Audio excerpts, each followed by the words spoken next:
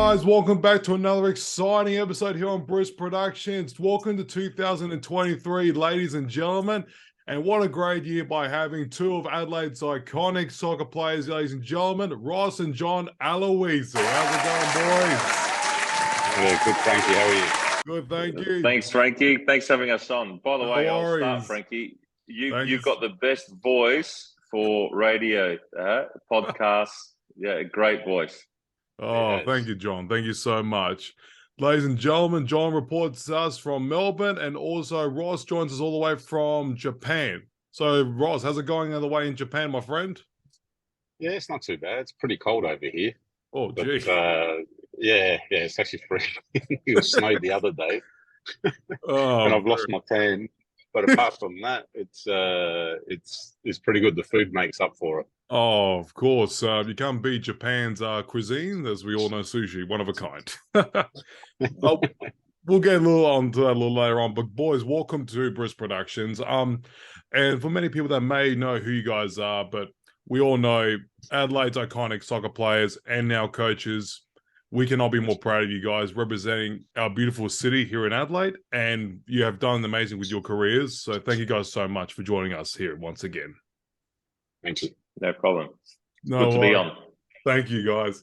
So, I guess we'll get to the questions now. But this is just a basic. We like to take people back to the very beginning of where it all began for them. But where did the whole soccer career for you guys begin here in Adelaide?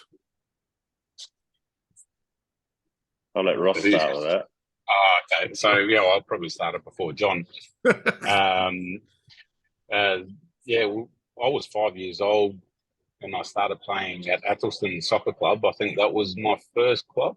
I was playing under eights, but we followed soccer because our dad, well, he played when he was younger, but he used to take us to watch Adelaide City every second Sunday. So that's how we got into soccer. But yeah, I think at the age of 8, I played at Athelstone, Tea Gully. In the age of 8, I was playing under 12s at Adelaide City, and that was it. Oh, very good. And John, what about you, my friend? Well, I had no choice but to follow my older brother and kick the ball around, and also because my dad, he, like Ross said, he used to take us to watch Adelaide City. All I can remember as a kid was watching soccer, playing soccer, all sports really, with my brother in the backyard and inside, and whatever we could, whatever ball we could lay our hands on, we were playing. So it was an easy one for me to follow. But I got asked to fill in once for Ross's team. I was only probably about 5 at the time, and I didn't feel quite ready, and so I didn't end up playing, and then probably a month later I ended up joining a different club called Ingle Farm, and I played there for a couple of years as a 5-year-old till I was 7, and then joined Adelaide City, and then Adelaide City, as Ross knows, became our second home. We were there every night. We were there. If we weren't training, he was training. My dad was coaching. And then on the weekends, we'll have our games and then barbecues going on after the games, and then waiting for the National League side, the first team, to play. And so it was always about Adelaide City on the weekends and during the week. So that was our second home for us. Very interesting. The clubs that you mentioned, which are still standing today: Eagle Farm, iconic amateur club; Athelstone Soccer Club as well, still standing, and Swallow Tea Gully, very talented clubs in the amateur league. But as you mentioned, Adelaide City being one of the most iconic clubs here in the National League, as it was back in the day. But how would you guys describe Adelaide City now, after nearly 70 years later? You know what? It's hard to say, because I don't know. Ross has been living in Adelaide recently, but they were probably the most successful club, along with a couple of other clubs in Australia at that period. But I remember when we were coming through, and we had like 5 national team players. The Milan Ivanovic, Ernie Tapai, Alex Tobin, Tony Vidmar, Aurelio Vidmar. There was players galore playing for our national team. So it made it, that training, we learnt a lot off of them. And, we ended up wanting to be like them. and then in the end, we ended up becoming national team players and having careers, and that helped that we were surrounded by those players. But currently, I don't know what it's like anymore because I haven't been back for a while. That's all right. Yeah, I don't know what it's like either, Frank. No, it's fine. But yeah, like John said, we obviously played with some very, very high quality players at the time, and it was probably the best club at one stage in the country as far as producing players and also winning trophies. So it was a great place to grow up. Oh, yes, of course, because Adelaide City is still standing today, and about in a couple of days, actually, they've returning for 2023 against the rivals, West Adelaide, and as we all know, that's a big game here in South Australia, as it was back then, as known as the West Adelaide Sharks. As Ross, you played for them as well, for the rival club. But how does it feel though playing with both clubs at the time? Oh right. It was strange because when I left Adelaide City, I actually went to Belgium and was to sign a professional contract. And I played Adelaide City back then. There was transfer fees, and they allowed me to go on loan for 3 months because the club didn't want to pay the amount that Adelaide City wanted. So I ended up coming back.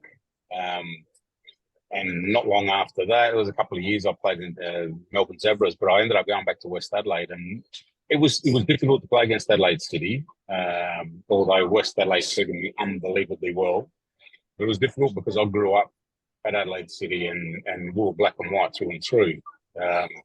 But to play at West Adelaide was also a special time too, because I had a great coach in Raul Blanco as well, and played with some great players there. So it wasn't easy playing against Adelaide City. Adelaide City were always better, of course, at that stage. But yeah, it was tough. Okay. Oh my goodness. Imagine in the NSL days as well, those big derby games itself. But guys, was there a particular player that you guys both admired as a kid, like from a say the national team or an overseas club, etc.? Yeah, for me it was. Sorry, go ahead, Ross. No, for me it was Charlie Villani. Oh, was my idol. Yeah, but huge. And then also later on, Aurelio Vumar came along, and he was an idol as well. But I suppose because they were Italian boys and played at Adelaide City, but Charlie Villani was just an exceptional player and probably one of the best players. I mean, we watched John Perrin, but we don't really remember John Perrin. But we know that he was supposed to be amazing as well. I mean, there was a statue made of him. But yeah, my hero, my idol, and believe it or not, was a South Australian player in Charlie Villani. Very nice. Yeah, I was very similar growing up. I had an idol, like Ross, growing up watching Adelaide City. And in 1986, when they won the NSL championship, was Charlie Villani won it for us. And I don't know if you remember this, Ross, when they were fighting relegation one year. And I think we were 2-0 down, Adelaide City, and I think 5 minutes to go, and Charlie Villani scored a hat-trick to keep Adelaide City up. And I think the crowd went on the pitch and carried him off the pitch. It was, he was called the Italian Stallion, and they would say that every game before the game. And, number 8, Charlie, the Italian Stallion Villani. And so that was always something that when we used to play in the backyard, we used to run out and, think that we're Charlie Villani or think that we're Aurelio Vidmar. And then, once, Serie A came on Sunday mornings, we started following a lot of Italian football, and, Italy won the 82 World Cup. So, Paolo Rossi was someone that you follow, Bruno Conti, but also Maradona at the time was the best player in the world by a mile. But I also loved Marco van Basten because he was a striker, and I learned a lot off of watching Marco van Basten play. Actually, one of the players that I did love playing from that 82 World Cup was Marco Tardelli. Yeah. When he scored that goal in the final. But I do remember what you were saying about Charlie scoring those goals, because I saw him not long ago in Adelaide, and I asked him the question about the game, because as time goes on, we were kids, and to remember exactly what happened, how that eventuated in that game. He scored one of those goals from, he had scored, they had a kick off, and he stole the ball and scored again. Oh, Yeah. So yeah, and he was telling me the story. Anyway, it's always good chatting with Charlie. So Frankie, we're telling you about all these players, but you weren't even born when we. Oh, so you have to look him up on Wikipedia to see who we're talking about. That's but they were fine. legends of the game. That's fine. I got the old man as my dictionary anyway to go to him. But now, boys, we'll get to the most serious thing. Sorry about that. Talk about your playing careers as well. I'll start with you, Ross. For the first bit. Yep. Correct me if I'm wrong, but you were 24 when you were given the opportunity to play overseas for FC Ara. Is that correct? Yep, that's correct. But before that, like I said, I was in Belgium. Yep. Playing in the Belgian First Division, playing with a team over there, and then my loan period ran out, and it was time for the club to actually pay that transfer fee. That they were willing to pay a transfer fee, but not that much, and the two clubs couldn't agree to anything, so I had to come back. But yeah, after that, it took me a long time to get back to Europe. But how can I explain it? Then you were also followed by a few clubs after that from I don't know how to pronounce these names, but Alzano. FC Lorient. So I played. So I went from Switzerland. I had probably my best season in Europe. I scored. I was voted MVP for the team for the amount of assists and goals that I had scored, and I was sold to a French First Division club called FC Lorient. That's right. That's right. And I signed 4 years, but being impatient and not understanding that when a club signs you for 4 years, it's a project for them, because ideally they want to sell you before the end of that last season. To make money, and I wasn't happy because I wasn't really playing, so I ended up signing for Graz, FC Graz. Oh yeah, AK Graz, sorry, in Austria, and then silly story, but I went on trial to Treviso on Serie B, and they were negotiating my contract, and I got a phone call. So when you mentioned Alzano had been relegated from Serie B to Serie C. There was 5 games into the season. I was sitting second to top. There was a player there who I knew from when I was at Hearts for a small period, in Stefano Salvatore, who became one of my closest friends. And for whatever reason, I ended up signing there, thinking that we'll get promoted in the Serie C to Serie B anyway. That didn't eventuate. And then I ended up playing for another team in Milan. They didn't sell me, I don't think, but I was still under contract. There was a team called Prosesto, which was basically the third team of Milan at the time. And then it ended up coming back to Australia. Very nice. Like, of course, every soccer player's dream is to play overseas, as you guys mentioned, especially coming from Italy, where we're all having our background in being proud of who we are, being Italians. And Milan itself, as you said, very beautiful city with amazing clubs, still to this day, 2 of the biggest clubs in the world, Inter and AC. But yeah, followed by your coming back to Australia, you were actually signed in the inaugural team of Adelaide United. And what was your reaction of when you heard that Adelaide City was not going to be part of the NSL days anymore and making this brand new club from scratch, and you got us to be part of it, and becoming in the first game against Brisbane Strikers 1-0 with Cole Viet scoring that goal?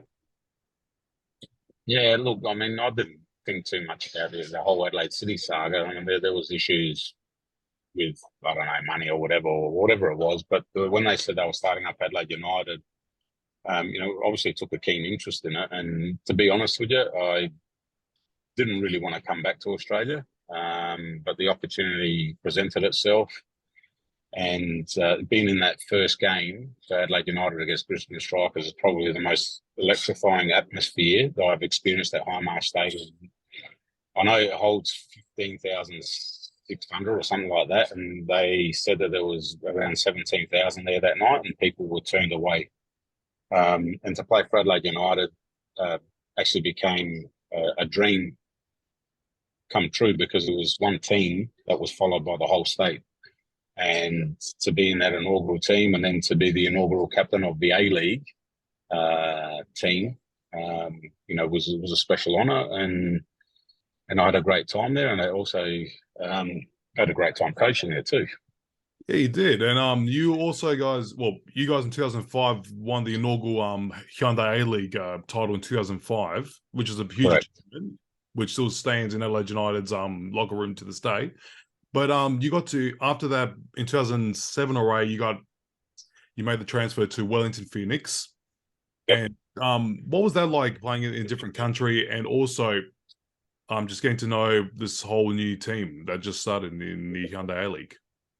Yeah, it was a little bit different to Adelaide United, because they were starting a team from scratch, and I was the first signing that they made. I had a phone call from Ricky Herbert. It was hard to leave Adelaide, to be honest, but we won the NSL Cup back then. Not the NSL Cup, the pre-season cup, which is now the A-League Cup, the FFA Cup. The FFA Cup, yep. So we won the pre-season cup as well. Made the grand final. Obviously, didn't win that. But going to Wellington was strange, because they were, like I said, they were starting the team from scratch. They asked me to be the captain, and I said no. They continued to build a team. We're signing new players, and they kept on asking me. They asked me 3 times if I would be the captain, and I said it's a huge honour, but I just want to play 1 year and stop. And the owner, Terry Serapisos, and the coach then, Ricky Herbert, we had a presentation, a party at Terry's house, and it was the whole team was there, and they got me into the lounge room, and they said, "We're not asking you anymore. We're telling you you're going to be the captain of the Phoenix." Oh my gosh! Yeah, so what was I going to say? Oh my gosh! You had a good time. You've had a good time there, having to be with this amazing club in the amazing country of New Zealand itself. Yeah. But there's one game which actually stood in front of my heart, and also with everyone that you got to play against LA Galaxy with the legend himself, David Beckham. And still to this day, I bet you still got it hanging up. You got his shirt. Is that correct? I've got it hidden away, not hanging up. Oh, Jesus. Yeah. So Ruud Gullit was the coach back then, and I had my heel problem, or calf problem. That's why I wanted to retire anyway. I was in too much pain. But at the press conference, there was more people there at the press conference than there was in the A-League Grand Final. Oh, shit. Yeah, it was chock-a-block. And they did a story on myself and Beckham, and it was 2 footballers, but one average one, fair me, and one superstar. And they asked me what car I drove, and I told them it was a terrible car, and Beckham was driving, I don't know, he had 6 or 7 cars. And then where I lived and where he lived. He lived in a mansion, I lived in an apartment with other players in the apartment block. And then they said, what have you got in store for Beckham during the game? And I said, nothing, I just want to swap his shirt. And as I was saying it, I was doing the interview, and I could see him at the corner of my eye walking past. And I just turned around and I said, can I have your shirt after the game? And he said, yeah, of course. And true to his word, I scored. The corner. Not too bad. Up goes Stephen Olds. Oh, it's in! And it's Ross Aloisi who opens the scoring. We ended up losing. He scored the winning penalty. And after the game, they got me to do it. Actually, I was doing an interview on the field, and I could see all the players going around Beckham. and asking for his shirt, and I was fuming because I was still in this interview, and all I wanted to do was go swap shirts, and finished the interview and went up. He was actually waiting for me to swap shirts, and all the players had said, he said that he was waiting for you because they were asking for his shirt. So he took off his shirt and bare chested, and the crowd went nuts. I said to him, "Do you want my shirt too, do you?" And he was like, "Yeah, of course I do." And I was like, "Oh, okay." So I took it off, and I had my undershirt on, luckily, because I think I was carrying a couple of kilos back then. But yeah, it was. You're skinnier now, Ross. Yeah, I am. But that was good though. You got to have. I bet you he's got your shirt in somewhere as well. I bet. Yeah, I'm sure. I'm sure he didn't wash his car with my shirt. Oh, gee, yeah, probably God it doesn't.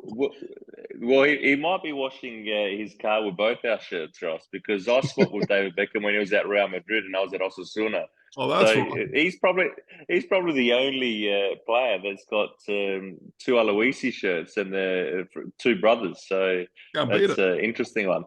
Yeah, but he probably still hasn't got him. But anyway.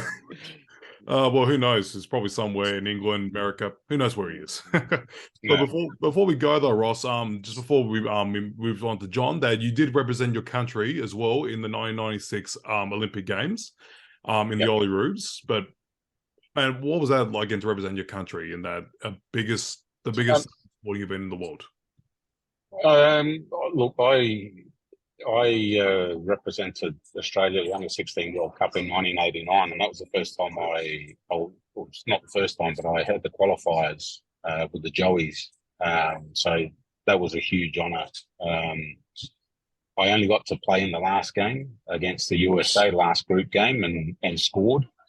So that was an extremely proud moment for me. But playing in the Olympic team at the Olympic Games was a special moment. Back then, I was playing as a sweeper. We played with a back five, and I was playing behind the four defenders as a sweeper. So I never played there before in my life until I went to the Olympic team. But also, I represented the Socceroos, which was also a proud moment too. My first start for the Socceroos was in Tokyo against Japan.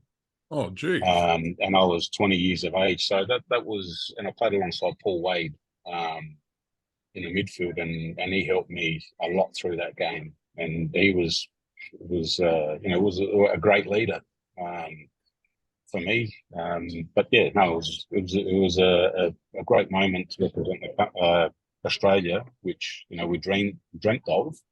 The only thing I would have loved to have done is played in the World Cup for the Socceroos. Thank you so much for giving us your side of your story of your soccer career. But John, it's now up to you, my friend. Which, like we said, with Ross, you went to you went overseas at a young age. Is that correct? Yeah, I did. Yeah, at first I played at Adelaide City. I only played, one game in the old NSL. I played the cup games with Ross, with the Ampol Cup and whatever else back then. But I was 15 years old when I made my debut with Adelaide City. And then I went to the Institute of Sport for 8 months. And then from there, I went overseas to Belgium. I started off at Standard Liège in their reserve team. And then I moved to Royal Antwerp 6 months later, which was the first division side at the time. They were a pretty good club. They played Europa League, which back then it was called UEFA Cup, and I was 17 when I made my debut for them, and so I knew then that Europe was where I wanted to be and try and stay in Europe. The first 2.5 years were very tough, though. Ross was the one that was keeping me, focused to stay over there, because I used to ring home and saying it was hard. It was living away from home. I was young. I missed home. I missed family. It was very tough, really tough. And at the time, you lose sometimes a bit of focus. But speaking to Ross, who was already experienced that, when he was over in Belgium at 19. He told me just stick it out, and so I stuck it out, and I was grateful because I was there for 2.5 years in Belgium, then moved to Italy with Cremonese in the Serie A. Things were good at the start, and then they turned a little bit, difficult, you'd say, but that's also learning experiences because, we got relegated. At the time, I was one of the foreigners. There was only allowed 3 foreigners in Italy at the time. And so, there are a lot of pressures on the foreign player. And at the time, I was only 19. Then I turned 20. We got relegated from Serie A to Serie B, and then from Serie B to Serie C. So that was, a real eye-opener for me to how to deal with the pressures of the media, the supporters, the club in general, the city, unable to, really walk around in the city when the team's struggling like they are.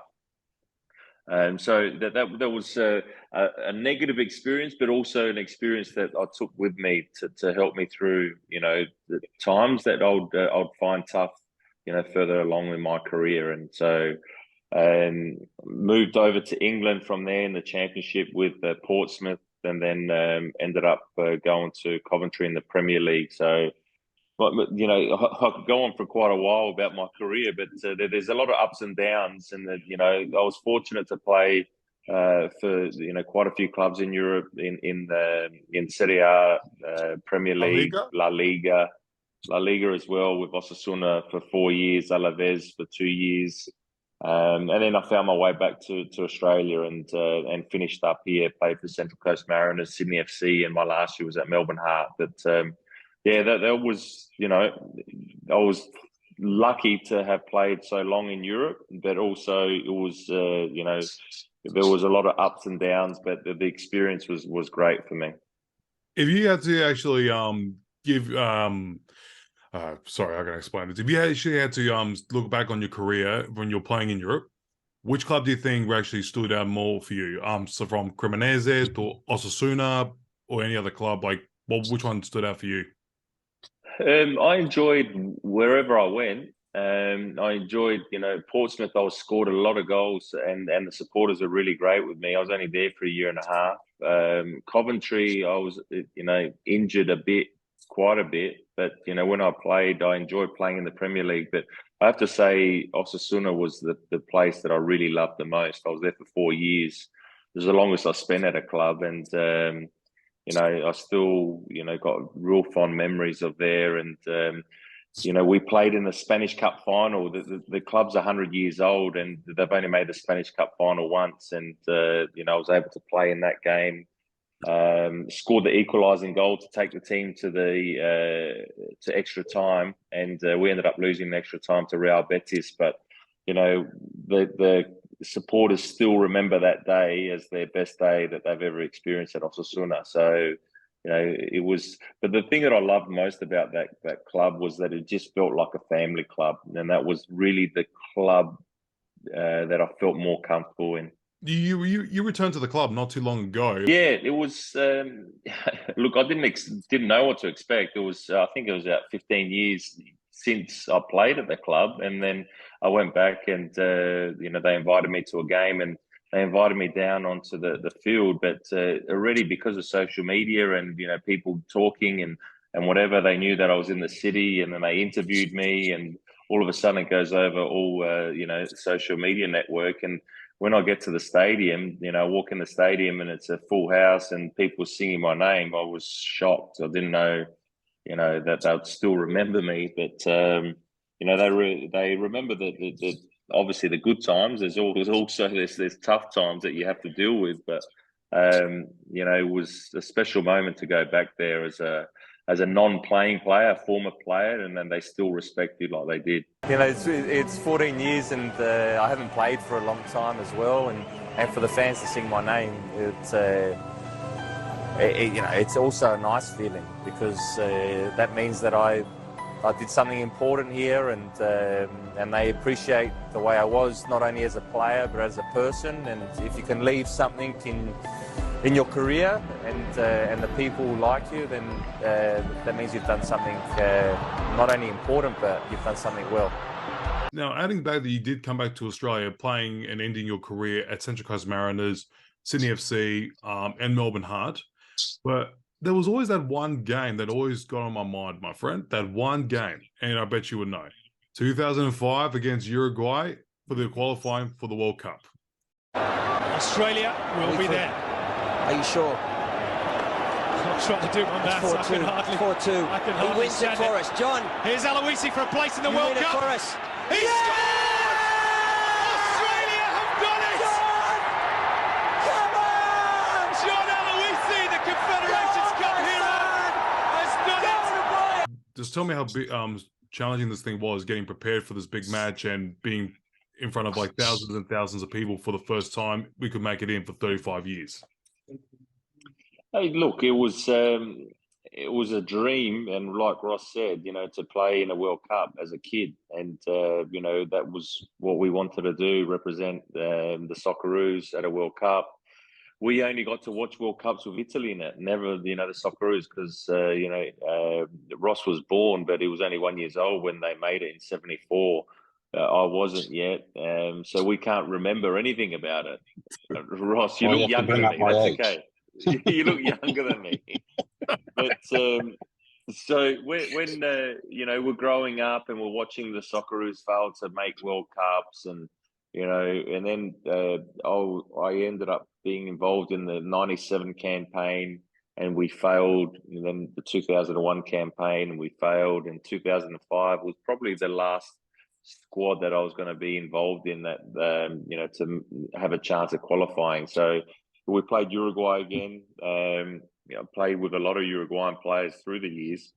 And at that time, I played with two of them at Osasuna, and they were playing in that team that night. And but we just had a belief and a feeling that we're going to make the World Cup. And, it was our time again to make it. And we was back in Germany. '74 World Cup was in Germany. 2006 was going to be in Germany. So we just... I remember, after each qualifying campaign, I was so disappointed that, I didn't know whether I wanted to play anymore for the Socceroos, and, you would speak to the family about it. And then, after the 2001 qualifying campaign, I just, I had in my head that I was going to help Australia qualify for the next World Cup and score the goal that will take Australia there. So I kept on saying it probably so much that, the people around me got sick of me. And then I remember the night before the game, I spoke to Ross, and, I said I wasn't starting, and I was disappointed that I wasn't going to start in this game. And he said, well, remember what you've been telling us.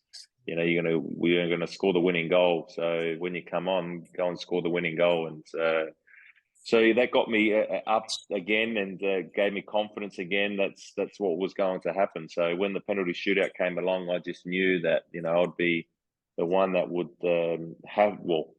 take the penalty that would take us to the World Cup. And so I didn't feel nervous. I felt confident. I felt that it was going to be the time that we're going to finally get back to a World Cup.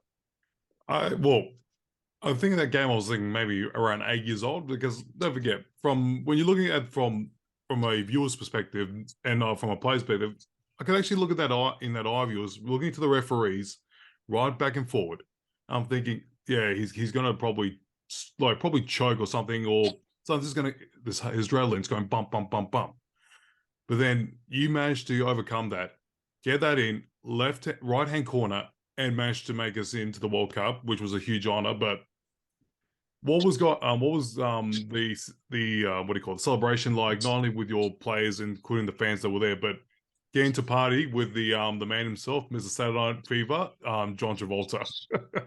Yeah, I'll take you back a little bit. You're saying that you were nervous and that you thought that my heart would be pumping. Well, I was 14 and I was playing for Adelaide City under 17s, and we were playing in a semi-final of the Cup at Croydon, and I got to take the fifth penalty, and I missed. And I remember the walk from the halfway line to the penalty spot was the worst walk that I ever experienced. My jelly legs, feeling so nervous.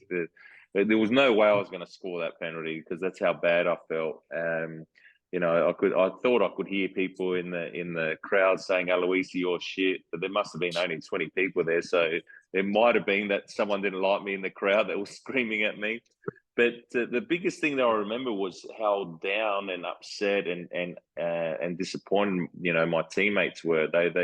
We walked in the changing room and, they were all crying. And then, I remember Ross spoke about John Perrin, who was an Adelaide City legend, came up to me and said, "Don't worry, you did your best, and this is a good experience," and whatever else.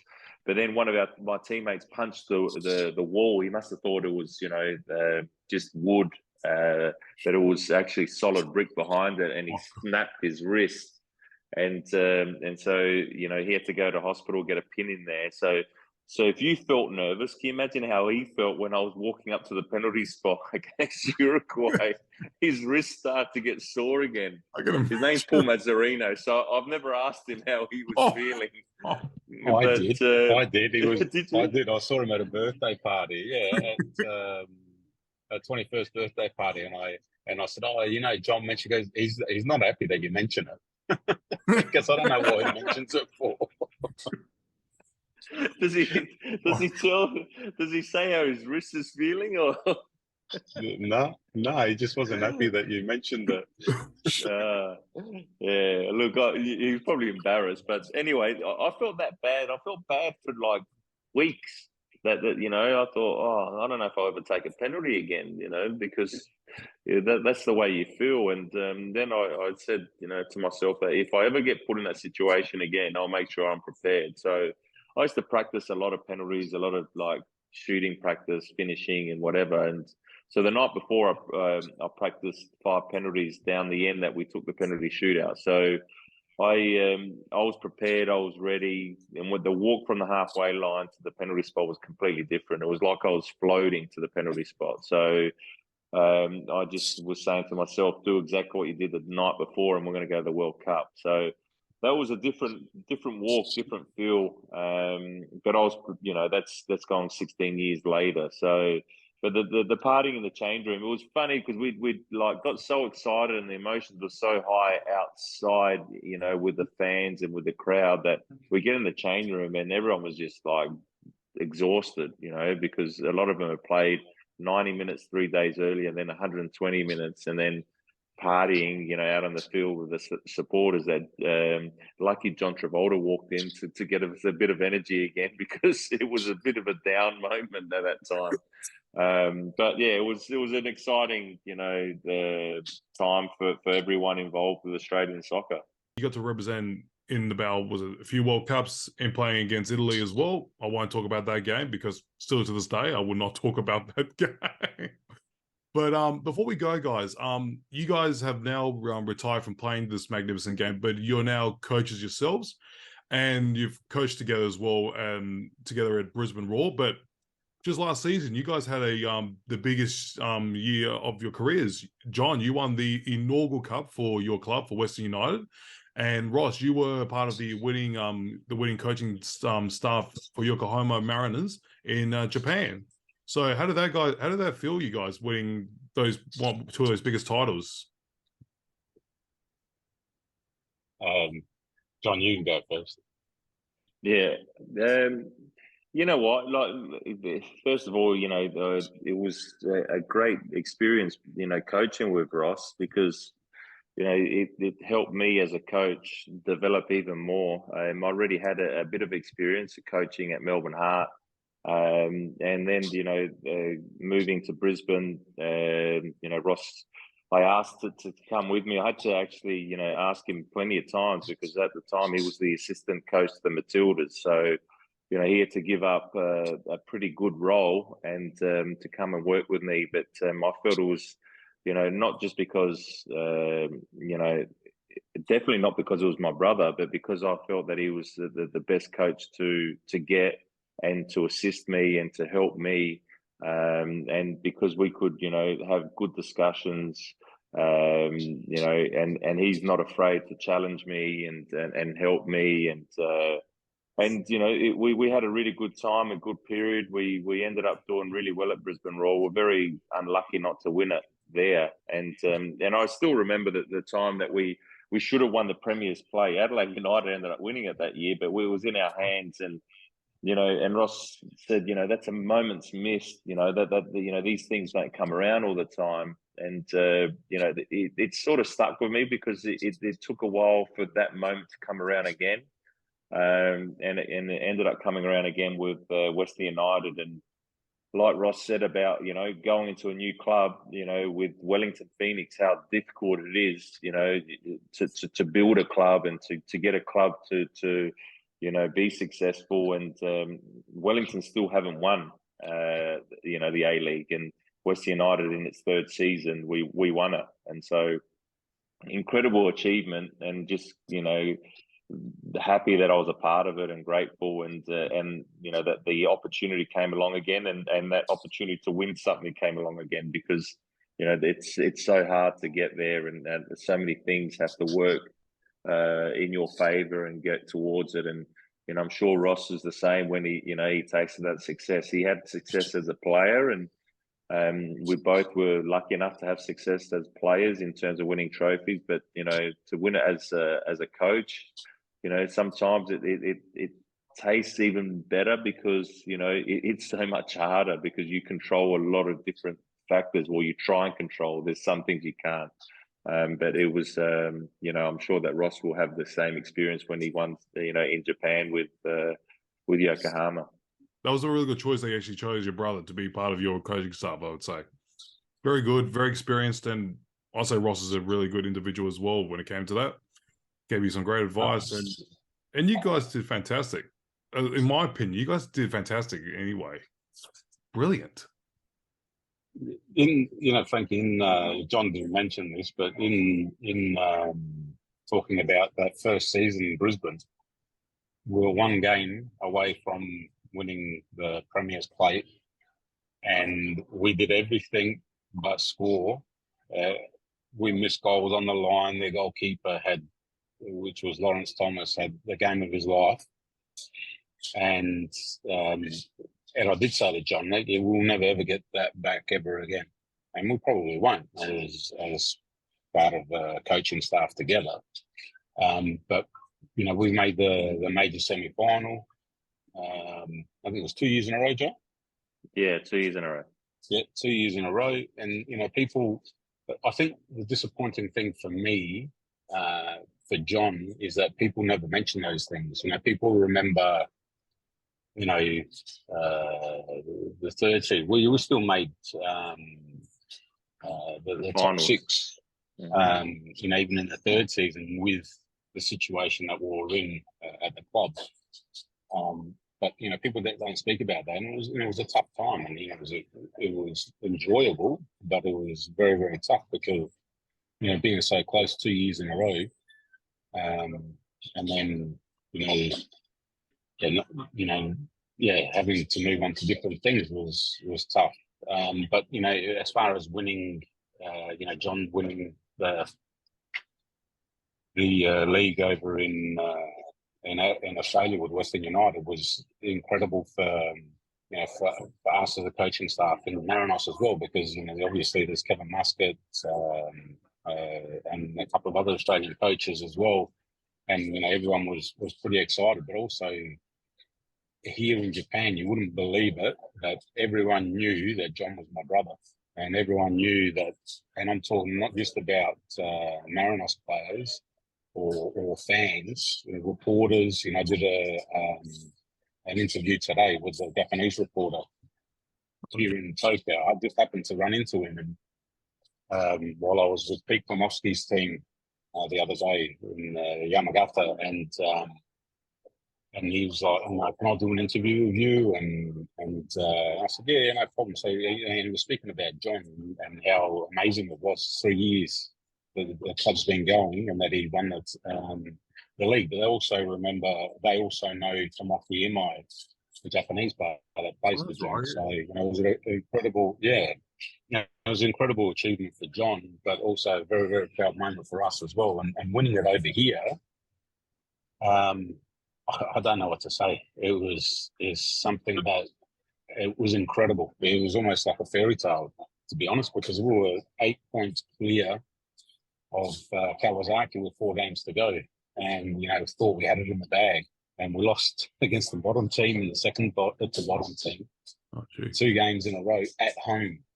So we were only 2 points clear with 2 games to go.